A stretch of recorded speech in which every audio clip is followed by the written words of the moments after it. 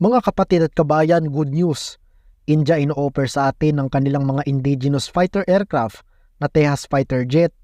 Mga Tejas fighter jet, maaaring gawin o i-manufacture dito sa ating bansa para sa mas mabilis na production at makakatulong ito sa binubuo nating self-reliance defense posture. Na-feature natin sa mga nakaraan nating mga video ang Tejas Mark I na offer sa atin ng bansang India. Ang pangunahing dahilan ng pag-offer ng India ng kanilang mga Tejas Mark I sa Pilipinas ay dahil isa sa mga proyekto ng Philippine Navy ay ang pagkakaroon ng isang aircraft na mayroong naval strike capability. Mayroong ganitong mga capability ang F-16 ng Estados Unidos at JAS-39 Gripen ng bansang Sweden. Subalit tandaan natin na may kamahalan ng mga multi-role fighter jet kaysa sa mga light fighter jet na katulad ng mga Tejas at FA-50 ng Philippine Air Force. Ayon sa balita nating nakalap, ino-offer ng India ang local assembly or local manufacturing ng mga Tejas Mark I-A sa pamamagitan ng kumpanyang Philippine Aerospace Development Corporation.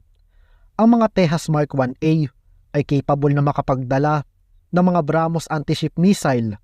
Nabanggit ko na din sa nakaraan nating mga video kung ano-ano ang mga capability na kayang i-offer sa Philippine Navy, katulad na lang ng pagkakaroon ng mga advanced radar, katulad na lang ng AESA radar, air-to-air refueling capability, at beyond visual range missile o capability na makapagdala ng mga long-range missile, katulad na lang ng mga ER-Derby at Python 5 air-to-air missile na mula sa bansang Israel.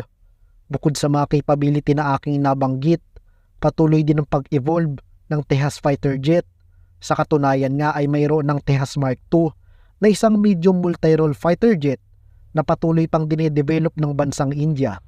May hahalintulad din natin ang mga Tejas sa mga FA-50 na nasa serbisyo ng ating Philippine Air Force. Ang nakikita ko na lamang na pagkakaiba ng dalawang aircraft ay mas updated ang mga weapon at iba't ibang subsystem ng Tejas kung ikukumpara natin sa mga FA-50 ng Philippine Air Force na binili pa noong taong 2014.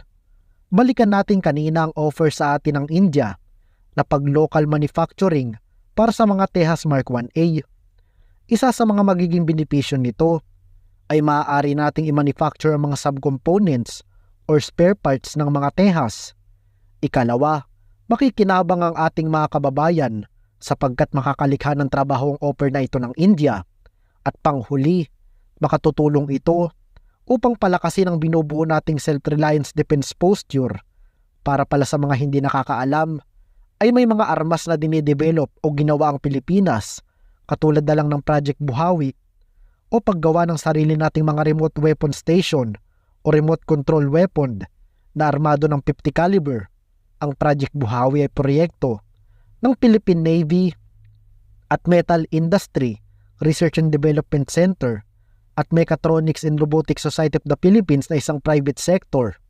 Magagamit ang Project Buhawi sa mga small gunboat ng Philippine Navy. At kung magpatuloy ang mga ganitong joint research sa pagitan ng Philippine Armed Forces, katuwang ang mga private sector, hindi malayong mas malalaking armas or mas advanced pa na mga weapon ang kaya nating maproduce.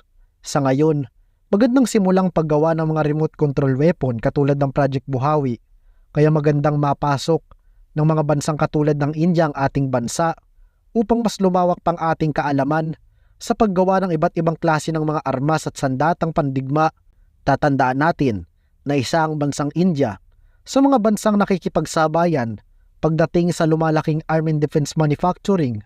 Bagaman offer pa lamang ito, sabi ko nga sa aking mga nakaraang video, ay magandang seryosohin ng Pilipinas ang offer at magpakita na dapat tayo ngayon pa lang ng interes dahil bibihirang ganitong mga offer.